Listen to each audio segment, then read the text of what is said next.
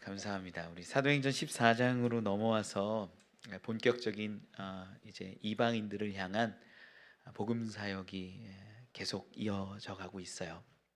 특별히 이제 비시디 안디옥 지역에서 복음을 전하고 거기에서 박해하고 미워하니까 이고니온이라는 지역에 이르러서 이고니온에서 복음 전하는 이야기를 우리 지난 시간 좀 살펴보았지요.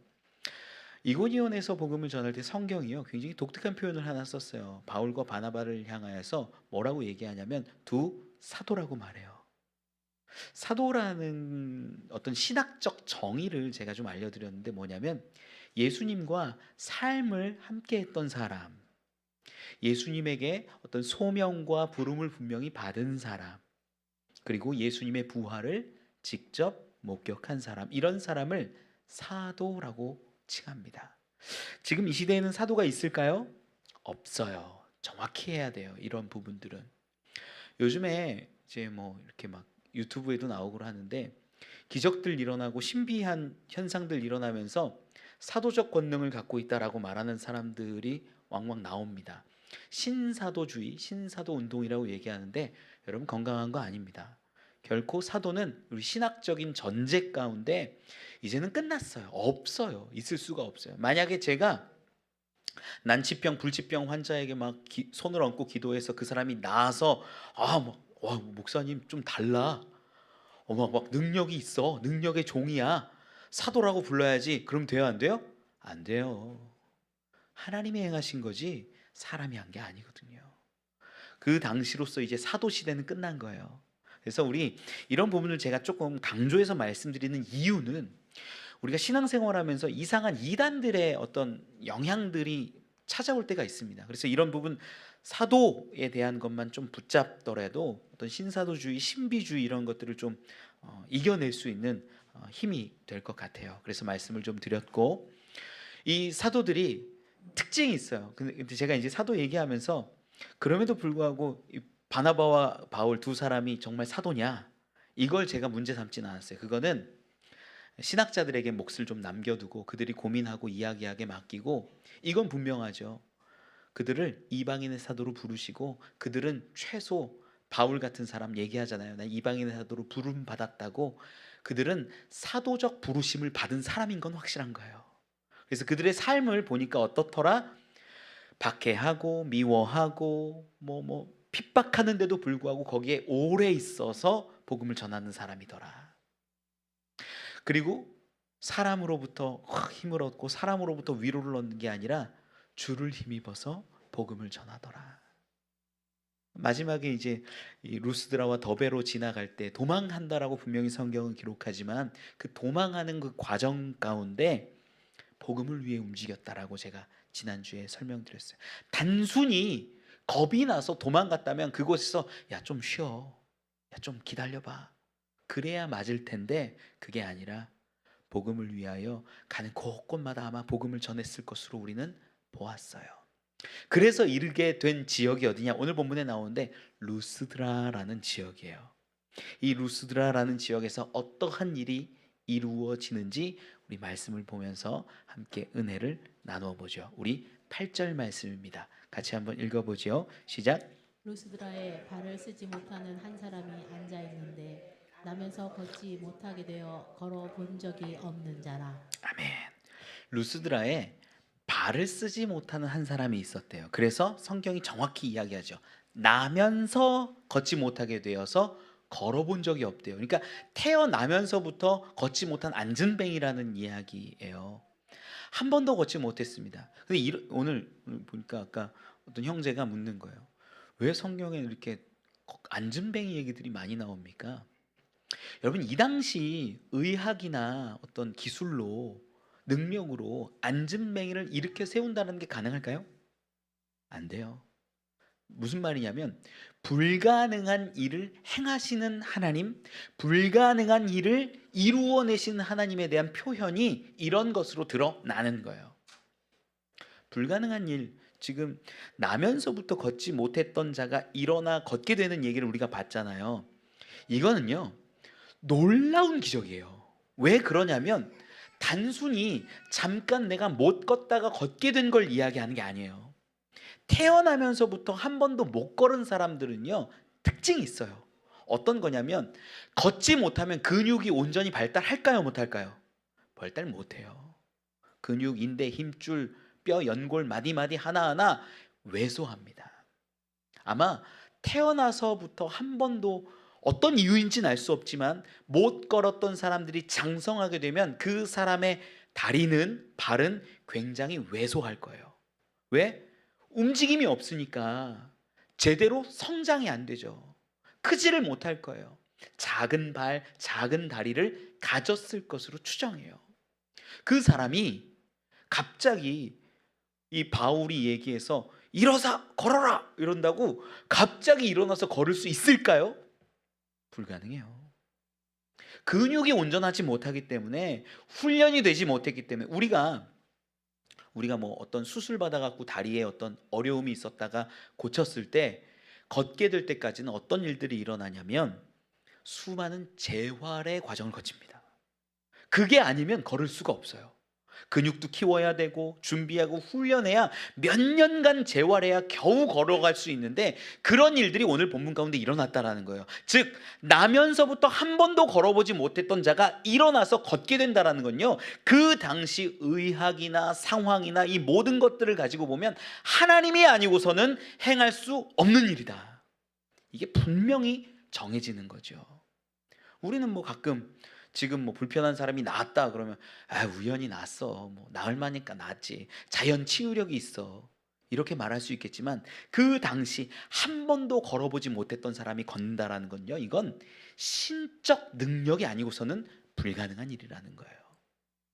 근데 이 말씀을 좀 읽으면서 우리가 문득 떠오르는 상황이 있어요.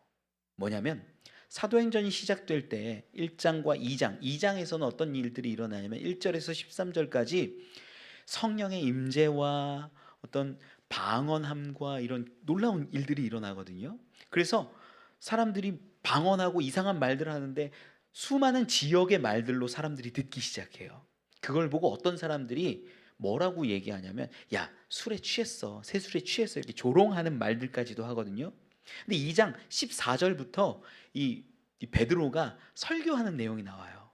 형제들아, 우리 요엘서 이야기 가지고 시작해서 쭉 해가지고 썩지 않은 우리 부활하신 예수 그리스도에서 증명하니까 막 얘기하니까 사람들이 어찌할꼬 마음을 갖거든요.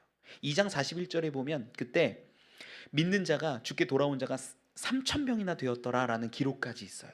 그래서 44절로 47절까지 어떤 내용이 나오냐면 초대교회의 태동 이야기가 나와요. 초대교회는 어떤 교회였냐면 먹을 것들을 서로 나눠주고 서로 쓸 것들을 융통하고 그런 공동체, 늘 찬양하고 기뻐하고 감사하는 공동체 이야기가 2장에 딱 나와요. 그리고 나서 3장으로 딱 넘어가면 어떤 이야기가 나온 줄 아세요? 3장에 제9시 기도 시간에 성전으로 올라가다가 미문 앞에 앉아있는, 한 번도 걸어본 적 없는, 오늘 본문에 있는 이야기와 똑같은 나면서부터 걷지 못했던 그 앉은뱅이 이야기가 나오더라는 거예요. 그러니까 지금 이방인들에게도 우리가 뭐 이고니온이나 비시디아 안디옥에서나 뭐 복음을 전하고 살아올 때 때로는 하나님이 기적과 능력들을 주셨는데, 오늘 본문이 굉장히 의미 있는 건 이거는 다른 기적이랑 다르게, 다른 것들은 그래 신기해, 뭐 대단해 이렇게 볼 수 있겠지만 이건 하나님이 아니고서는 불가능한 어떤 기적의 모습을 이방인들에게, 그 민족들에게 나타내 주셨다라는 게 동일하게 나오는 거예요. 여러분 3장에서 제9시기도 시간에 미문으로 올라갈 때 그 어떤 일들이 일어나는지 우린 기억하거든요. 3장 6절로 8절 말씀 같이 한 번만 좀 볼까요? 같이 한번 읽어봅시다. 여러분 기억을 좀 더듬어 보세요. 읽어보죠. 시작. 베드로가 이르되 은과 금은 내게 없거니와 내게 있는 이것을 내게 주노니 나사렛 예수 그리스도의 이름으로 일어나 걸으라 하고 오른손을 잡아 일으키니 발과 발목이 곧 힘을 얻고 뛰어 서서 걸으며 그들과 함께 성전으로 들어가면서 걷기도 하고 뛰기도 하며 하나님을 찬송하니. 아멘. 기적이 일어났어요. 한 번도 걸어본 적 없는 자가 일어났다라는 건 이건 하나님이 아니고서는 불가능한 기적이에요. 의료도 아니고 마술도 아니고 이거는 하나님 아니면 할 수 없는 일인데, 이 기적을 제가 설명하면서 어떻게 얘기했는지 여러분 기억이 좀 나세요? 뭐라고 얘기를 드렸냐면, 이건 그냥 걷지 못하던 자가 일어나 걸었다라는 거에 초점하는 게 아니라고 말씀드렸어요. 뭐예요? 그가 일어나서 어디를 향해요? 어디로 걸어가요?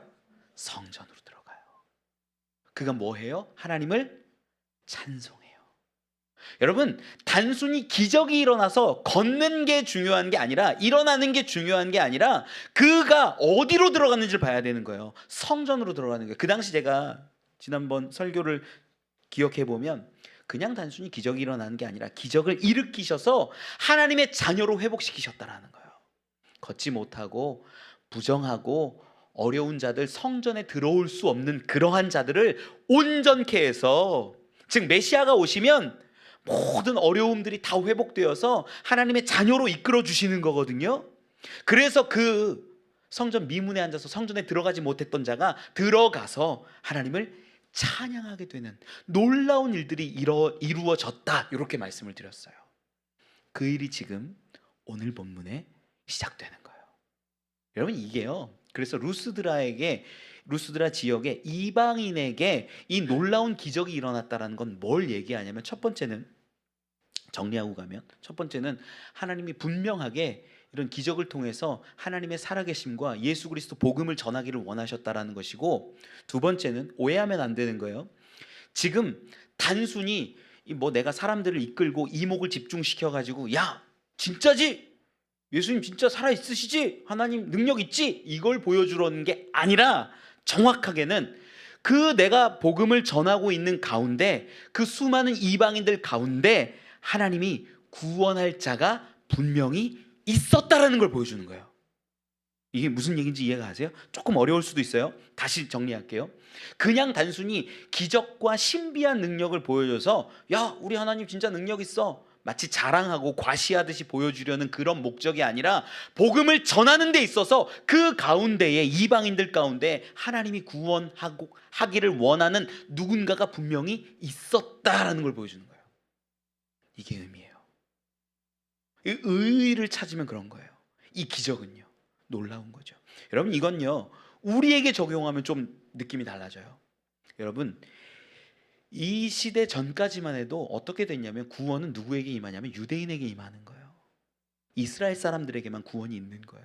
이스라엘의 하나님이시고 이스라엘을 위해 싸우시고 이스라엘에게 역사하시는 하나님인데, 즉 민족신인데, 그게 아니라 이제는 하나님이 이스라엘을 통하여서, 그 나라와 민족을 통하여서 수많은 이방과 열방과 민족들을 구원하시고 아브라함에게 주셨고 이삭에게 주신 그 약속들을 이루어 가시는 게 오늘 본문 가운데 성취되는 자리라는 거예요.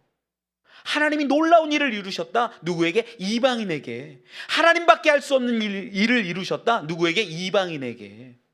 그래서 초대교회가 세워지고 그 자리 가운데 결코 일어설 수 없고 걷지 못하던 자가 이제 그 공동체로 들어오게 됐다라는 그 이야기가 이방인들에게도 이루어짐으로 구원이 확장되고, 그 구원의 확장이 확증되는 이야기예요. 의미가 있어요, 없어요? 있죠. 너무나 중요한 이야기죠. 이 이야기를 우리가 좀 보는 거예요. 그래서 의미를 좀 마음에 새기시고 이제 내용으로 좀 들어가 보면 좋을 것 같아요. 이러한 사람이 있는데 바울이 설교를 했을 거예요. 그 9절 말씀 우리 같이 읽고 계속 은혜를 나눠볼까요? 9절 읽어봅시다. 시작. 바울이 말하는 것을 듣거늘 바울이 주목하여 구원받을 만한 믿음이 그에게 있는 것을 보고. 아멘. 바울이 말하는 것을 듣거늘, 그 한 번도 걸어보지 못한 그 사람이 바울이 말하는 것을 듣는 거예요. 바울의 설교를 이렇게 뭐 다 나오진 않지만 이렇게 나오는 부분들을 다 엮어서 보면 바울의 설교 스타일을 알게 되거든요. 바울은 어떻게 설교하냐면, 보통 시작하는 게 유대인들아, 형제들아, 그리고 하나님을 경외하는 자들아 들으라. 요게 이제 보통 시작 문구고, 그 다음에 우리를 구원해내신 하나님, 모세로부터 이야기하시고 역사하신 하나님이 구약 성경을요 쫙 훑어요. 그리고 뭐 이사야 얘기하고 요엘 이야기하고 뭐 이런 것들 쫙 해갖고 우리에게 오신 예수 그리스도 설명하고 예수님이 죽으시고 부활했는데 그 부활은 썩지 않을 부활인 것을 분명히 얘기해요. 이 바울의 설교 패턴은 거의 일정해요. 늘 복음을 전하다 보니까 훈련이 됐고 내 안에서 자리 잡았겠죠. 그런데 참 중요한 건 이거예요. 루스드라라는 지역이 지금 복음을 전하고 있는데 예수를 증거하고 있는데 과거에 이고니온이나 비시디아 안디옥에선 어디를 갔었냐면 안식일에 회당에 가서 전했어요. 안식일에 회당에 가서 전한다라는 건 지역이 좀 커서 유대인들이 모였다라는 얘기예요. 유대인들은 보통 10명, 12명 정도 되면 신앙이 있는 사람들은 우리 회당을 만들자. 그래서 말씀도 읽고 말씀도 우리가 외워가면서 우리 유대인의 정체성을 잃지 말자. 그래서 모여가지고 그 회당을 조직하고 회당장을 세우고 이렇게 살아가거든요. 그런데 이 루스드라라는 지역에는요 회당이 없었던 것 같아요. 회당에 갔다라는 기록이 없어요. 안식일에. 그러다 보니까 많은 학자들이 추정하기를 아마 바울은 거리에서 했거나 광장에서 사람들이 있는 곳에서 전했을 것으로 여겨요. 충분히 이해가 가죠. 그러면 우리가 알게 돼요. 이 루스드라에 한 번도 걸어보지 못한 사람은요 유대인들의 회당이 있는 것도 모르고 유대인들이 율법을 외우고 토라를 읽고 뭐 선지자의 말들을 잃었던 것, 그 문화에 대해서 잘 알았을까요? 몰랐을까요?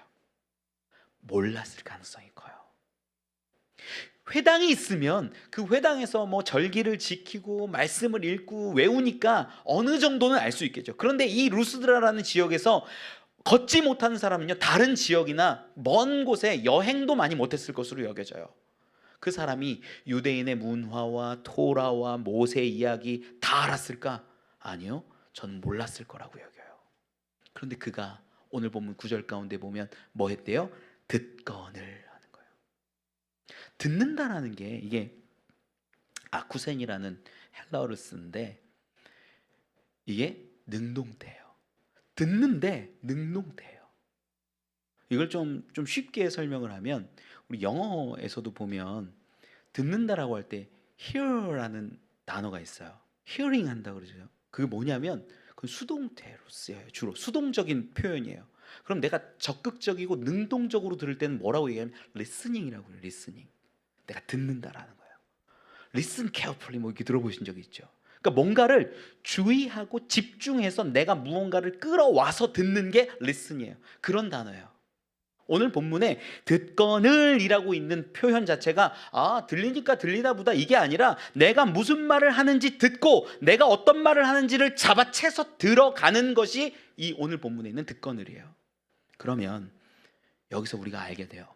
그는 모세의 율법이나 토라나 이런 배경, 유대인들의 삶, 절기 아무것도 모르는 사람이었을 가능성이 높은데 그가 설교를 들을 때 잘 알아들을 수 있을까요? 없을까요? 어려워요, 여러분? 안 어려워요. 여기 본문에서 이 사람이요 설교를 잘 알아듣는 게 어렵습니다. 왜? 우리는요 설교를 하면요 그나마 뭐가 알고 예수님이 죽으셨다는 것도 알고 뭐 말씀을 들으니까 좀 알아요. 일단 출애굽기는 재밌으니까 막 이렇게 막 물 갈라지고 하는 얘기들도 알고 하니까 그렇게 하셨나 보다 알아요. 그래서 스토리를 좀 풀어서 얘기하면 쏙쏙 들어올 때도 있어요. 그런데 그런 것들을 들어보지 못한 유대 문화를 모르는 사람이 갑자기 막 모세 이야기하고 뭔 얘기하고 예수 그리스도 부활 얘기하고 하면 알아들어요, 몰라요? 못 알아들어요. 그런데 그가 뭐 했다고요? 집중해서 들었다라는 거예요. 여러분 이게 놀라운 역사예요. 왜 그러냐면 여기로부터 시작해서 뭐에 이루어지냐면 바울이 말하는 것을 내가 붙잡고 들을 때에 그 모습을 바울이 봤을 때 그 안에서 뭘 발견하냐면 구원받을 만한 믿음을 발견했다라는 거예요. 그 사람이 뭐 헌금을 했습니까? 이 사람이 뭔가 노력을 했습니까? 이 사람 한 건요 들은 것밖에 없어요. 내가 노력해서 집중해서 능동적으로 그 말씀을 들었을 때 바울은 본 거예요. 구원받을 만한 믿음이 그에게 있구나. 여러분 봉사해서 구원받는 거 아니라 뭔가 율법적인 절기를 지켜서 구원받는 게 아니라 헌금해서 구원받는 게 아니라 구원은 어쩌면 들음에서 나는지도 몰라요. 믿음이 여기 있거든요. 지금 바울이 말하는 게 그런 것들이에요. 제가 지난주에 우리 이렇게 설교를 했잖아요. 연합으로 예배를 드렸잖아요. 연합으로 예배를 드리는데 늘 마음은 좀 짧게 해야지 그러는데 저희 아이들도 있는 자리에서 부담이 됐어요. 설교를 하고 이렇게 방송실에서 끄는 영상을 보니까 45분이 넘었더라고요. 애들이 있는데 제가 약간 미안하기도 하고 부담이 돼서 아이들한테 물어봤어요. 얘들아, 아빠 설교 기억나는 거 있니? 뭐라고 했는지 알겠니? 큰아들이 그러는 거예요. 그 사도의 세 가지 이야기를 딱 하는 거예요. 예수님과 함께 살아가고 예수님의 사명을 받고 부활을 목격한 사람, 딱 얘기하는 거예요. 제가 깜짝 놀랐어요. 둘째 아이가 뭐라고 얘기하냐면 나도 기억해. 너 뭐라고 기억하니? 사람에게 힘을 얻는 게 아니라 하나님께 주께 힘을 얻는 거잖아. 그래서 내가 복음 전할 수 있는 거잖아. 깜짝 놀랐어요. 여러분, 말씀에요, 집중하는 아이들은요 듣습니다, 봅니다, 알게 됩니다. 그런데 우리에게 문제가 뭐냐면요, 듣지 않는 거예요. 히어링만 하는 거예요. 리슨을 안 하고 그냥 뭐라고 하는 거야. 뭐라고 하는 거지? 여러분, 우리 교회처럼 다음 주 설교가 어디 얘기하는지 정해져 있는 데가 얼마나 됩니까? 다음 주 설교 내용 본문이 정해져 있잖아요. 그런데 많은 사람들이 안 들어요. 듣지 않아요. 관심 갖지 않아요. 그러고 오니까 안 들리죠. 모르죠. 이해가 안 가죠. 여러분, 그는 어땠을까요? 이 사람도 한 번도 복음에 대해서 토라에 대해서 알지 못하고 유대인의 문화도 알지 못하는데 집중해서 듣는 거예요. 그걸 본 바울이 선포하는 게 구원받을 만한 믿음이 그에게 있다라고 한 거예요. 저는요, 설교라는 건요, 설교자에게 다 있다고 생각하지 않아요. 설교자가 하나님의 말씀을 붙잡고 정말 말씀 그대로 전하려고 애쓰고 노력하고 연구하고 선포했을 때 받는 사람이 집중해서 듣고 그것을 내 것으로 듣고 능동적으로 들었을 그때 나타나는 놀라운 하모니라고 생각해요. 그럼 설교는 그런 거예요. 설교를 비판하기 전에 나는 얼마나 준비했고 나는 얼마나 이 말씀을 읽었고 하나님 말씀을 사모했는지를 한번 돌아보세요. 저요, 부끄럽지 않으려고 노력합니다. 말씀에 어떠한 내용이 있는지, 하나님이 뭐라고 말씀하시는지를 전하려고 애쓴다라는 거예요. 여기 있는 분들은 어떠십니까? 나는 말씀을 들으려고, 붙잡으려고 능동적으로, 직접적으로 애쓰셔 보십니까? 여러분, 그게 없으면요, 구원받을 만한 믿음 가운데로 나아가는 게 너무 어렵다라는 거예요. 여러분, 이걸 좀 도전해 보세요. 자, 이걸 가지고 이제 본문 가운데로 다시 보면 이 아주 독특한 표현이 9절 끝에 나오는데, 구원받을 만한 믿음이 그에게 있는 것을 뭐 했대요? 보았대요. 제가 여쭐게요. 구원받을 만한 믿음이 보여요? 믿음이 보여요? 하나님은요, 성경에서 보면 사무엘상 16장 7절을 한번 띄워주시겠어요? 같이 한번 읽어봅시다. 우리 많이 아는 내용이에요. 같이 한번 읽어보죠. 시작. 여호와께서 사무엘에게 이르시되 그의 용모와 키를 보지 말라. 내가 이미 그를 버렸노라. 내가 보는 것은 사람과 같지 아니하니 사람은 외모를 보거니와 나 여호와는 중심을 보느니라 하시더라. 사람은 외모 봐요. 사람은 행함 봐요. 사람은 노력 봐요. 그런데 하나님 뭐 보신다고요? 중심을 보신대요. 이 말씀을 너무나 우리가 잘 알고 있어요. 그러다 보니까 믿음은 보이는 게 아니야. 중심에 있어. 그렇게 흔히들 얘기를 하죠. 고린도전서 4장 5절 같이 한번 읽어봅시다. 고린도전서 4장 5절 시작. 그러므로 때가 이르기 전 곧 주께서 오시기까지 아무것도 판단하지 말라. 그가 어둠에 감추인 것들을 드러내고 마음의 뜻을 나타내시리니 그때 각 사람에게 하나님으로부터 칭찬이 있으리라. 아멘. 판단하지 말래요. 주께서 오실 때까지 저 사람 믿는 사람이야, 저 사람 안 믿는 사람이야, 저 사람 잘 될 사람이야, 저 사람 못 되는 사람이야, 그렇게 판단하면 돼요, 안 돼요? 안 된다라는 거예요. 그러다 보니까 우리가 믿음을 판단할 수 없고 볼 수 없고 그냥 하나님만 알고 그 사람만 아는 것이라고 얘기를 주로 많이 합니다.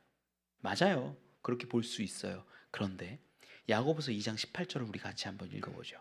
야고보서 2장 18절 시작. 어떤 사람은 말하기를 너는 믿음이 있고 나는 행함이 있으니 행함이 없는 내 믿음을 내게 보이라. 나는 행함으로 내 믿음을 내게 보이리라 하리라. 아멘.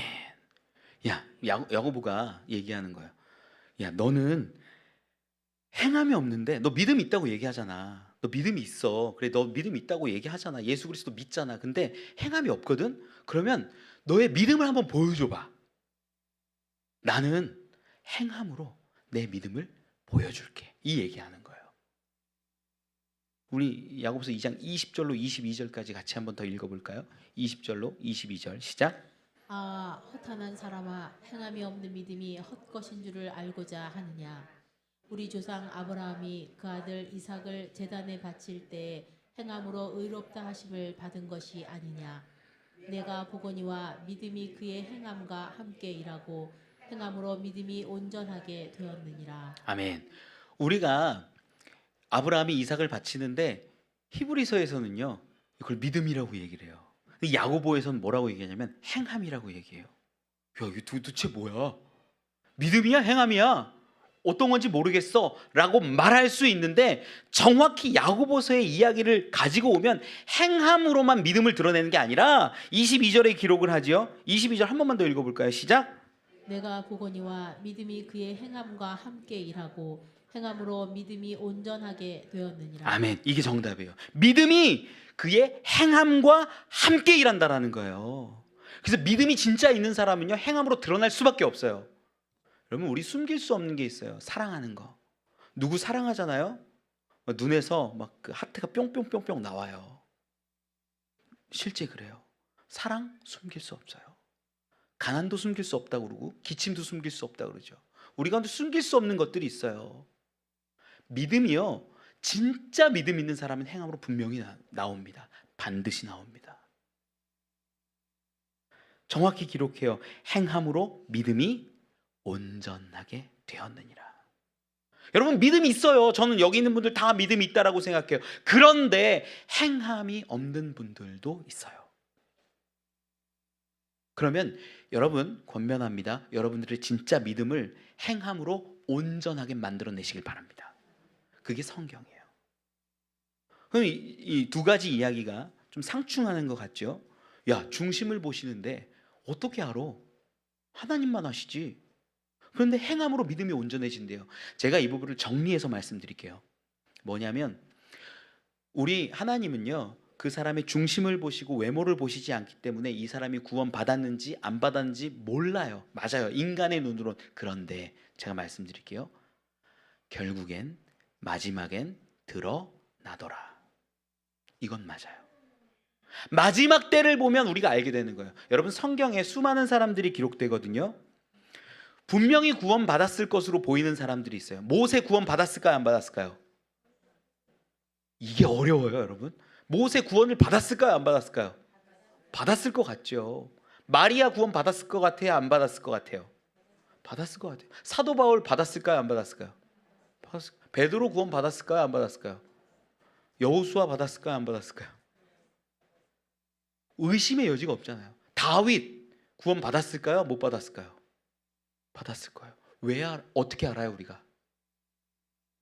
하나님이 중심을 보시는데 어떻게 알아요? 그들의 말과 그들의 표현과 삶의 결정과 결단과 삶의 모습들을 다 보니까 그들은 구원 받았을 것이라고 확신하는 거 아니에요.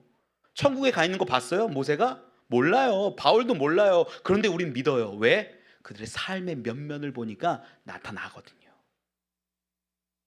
여러분, 그래서 오늘 본문에 구원받을 만한 믿음이 보이는 게 잘못된 게 아니에요. 보일 수 있어요.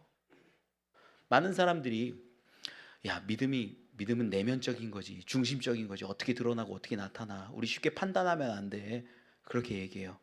저는요 그게 한국교회를 병들게 하고 있다라고 생각해요. 왜 그러냐?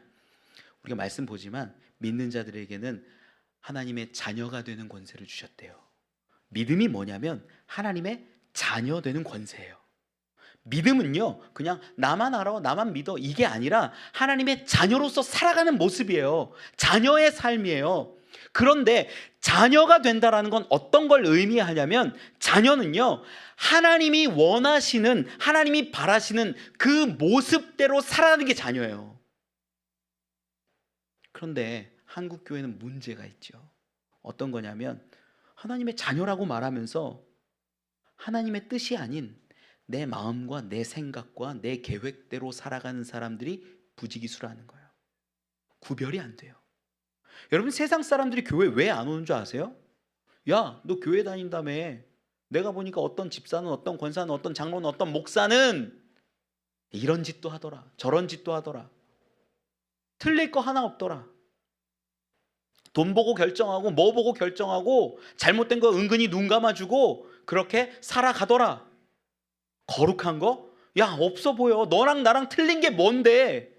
이렇게 꺼내놓고 얘기하면요, 그리스도인이라고 말하면서 하나님의 자녀인데, 구원받은 사람인데, 믿음이 있는데 우리의 삶이 세상과 다를 게 하나도 없더라는 거예요.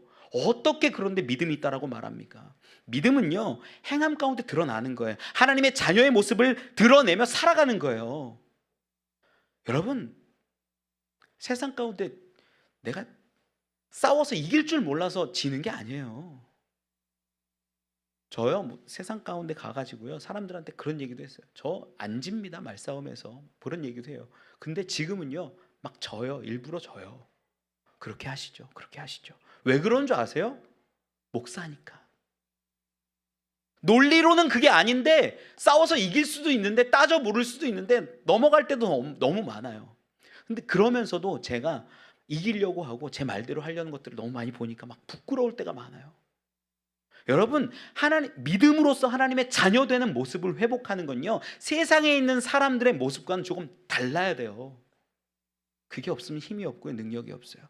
구원받을 만한 믿음이 드러나지 않는 거예요. 말씀으로 돌아와서 이야기를 할게요. 정리하면 믿음은 드러납니다. 나타나요. 분명히 나타나요. 우리가 잘 알 수 없으니까 쉽게 말하지 않는 것뿐이지요. 하나님은 아시죠. 하나님은 보시지요. 우리의 눈을 가릴 수 없어요. 여러분, 오늘 본문 가운데 구원받을 만한 믿음이 어디서부터 시작돼요? 듣는 것으로 시작돼요.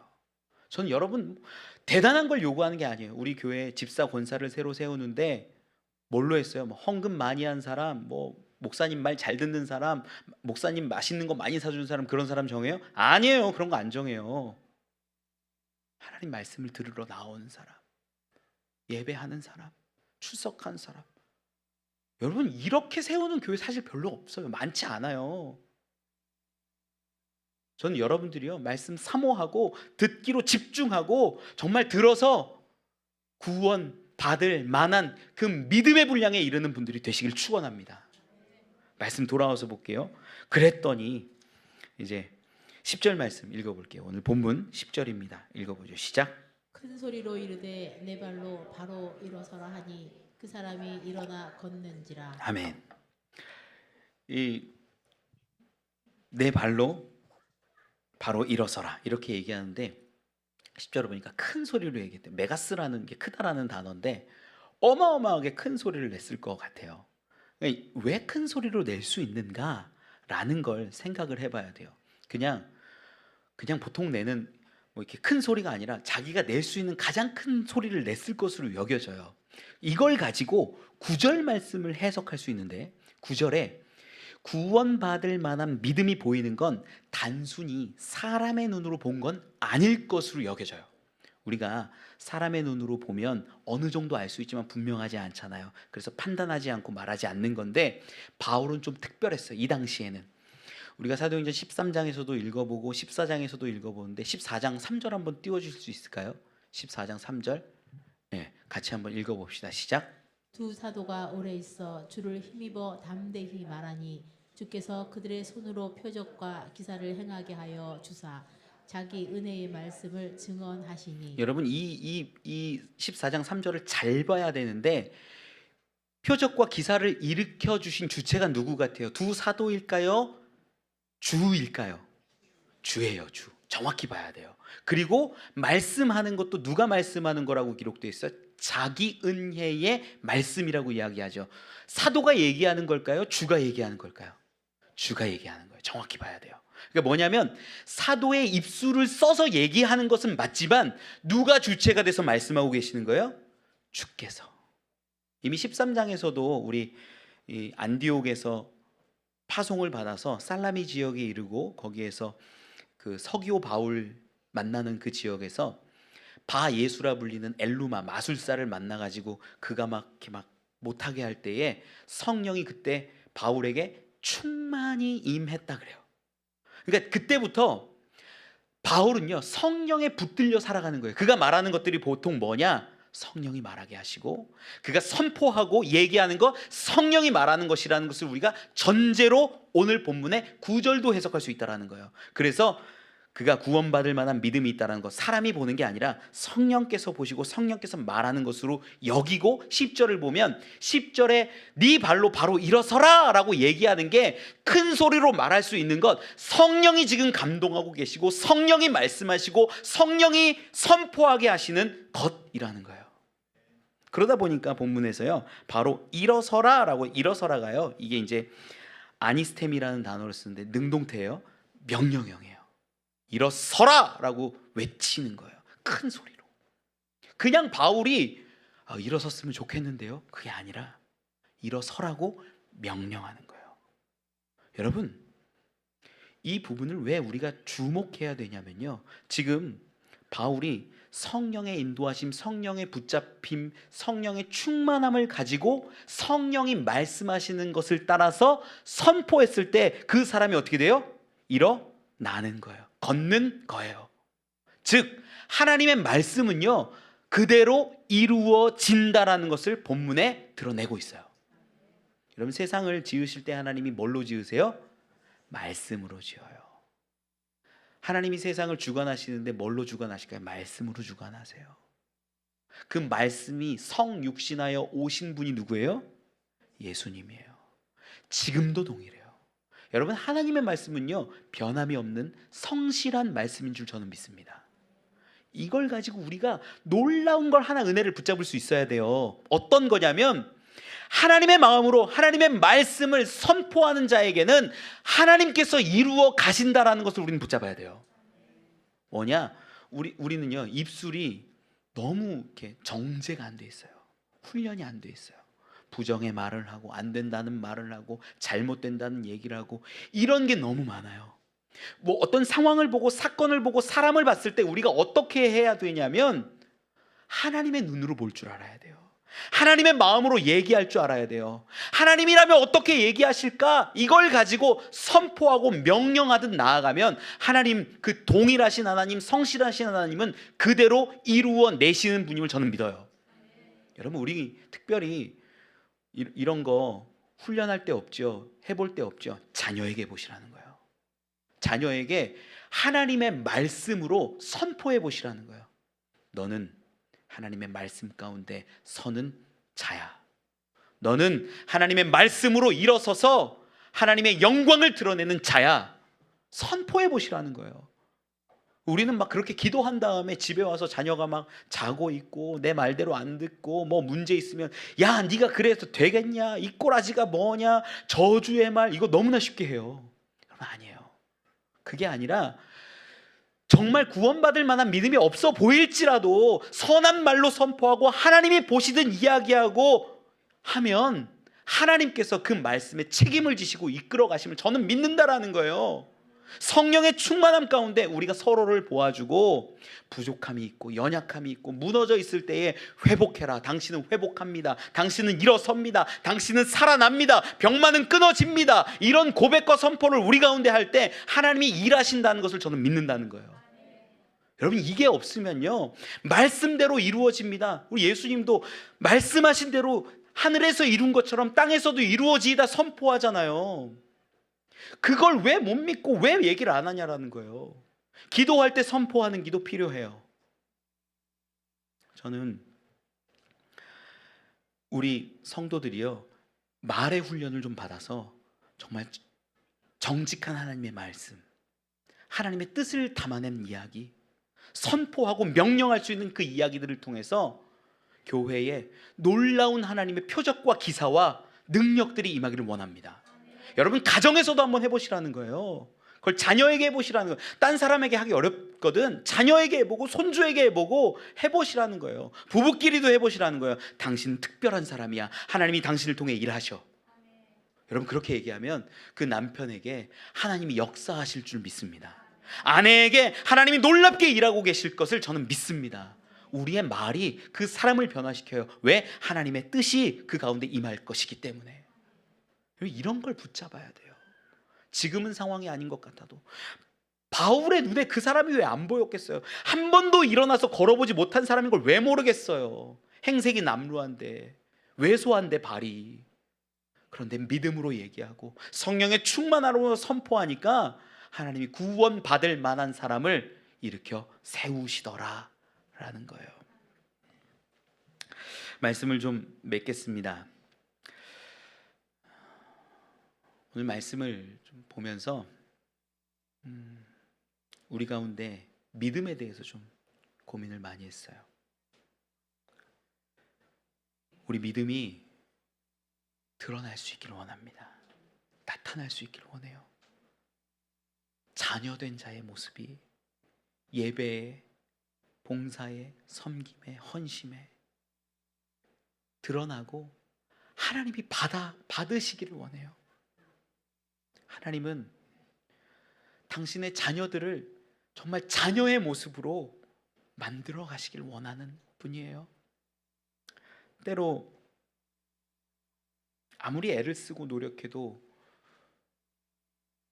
되지 않는 상황들도 있습니다. 고난과 역경과 환난, 결코 우리가 이겨낼 수 없을 것 같은 상황들이 찾아올 때도 있어요. 말씀을 읽으면서 묵상하면서 하나님 믿음을 설명해야 되는데 드러나고 나타나고 열매 맺는 그 믿음을 얘기하는데 어떻게 얘기할까요? 환난과 고난 가운데 무너져 있는 사람들을 어떻게 얘기할 수 있을까요? 고민을 했거든요. 하나님이 주시는 마음이 그거였어요. 욥기 이야기를 떠올리게 하시는 거예요. 욥은요, 정말 이 세상에 가장 큰 고난과 고통과 아픈 상황들을 다 겪어요. 우리 그리스도인들 가운데 하나님이 믿음으로 선포할 때 주시기도 하지만 안 주시고 고난과 역경 가운데 살아가는 사람들에게 욥을 보면서 우리가 위로 얻을 수 있는 건 뭐냐면, 하나님은 그 사람을 정말 사랑하셔서 연단을 통해서 하나님이 더 크게 쓰실 것임을 저는 믿어요. 우리가 아는 것보다, 우리가 생각하는 것보다 하나님의 계획이 더 클 것이라고 저는 믿어요. 우리 안에 어려움 있는 사람들이 왜 없습니까? 성도들 몇몇 다 보면 다 어렵고 힘들고 그래요. 우리 하나님은 우리 성도들이 일어나기를 원하고 온전하여지기를 원하십니다.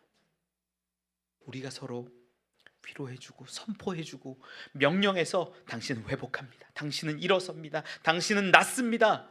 당신은 하나님 앞에 온전한 예배자로 섭니다. 그렇게 말할 때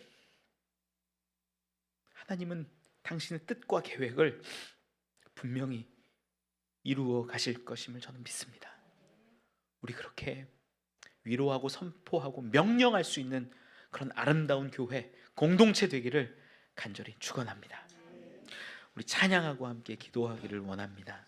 우리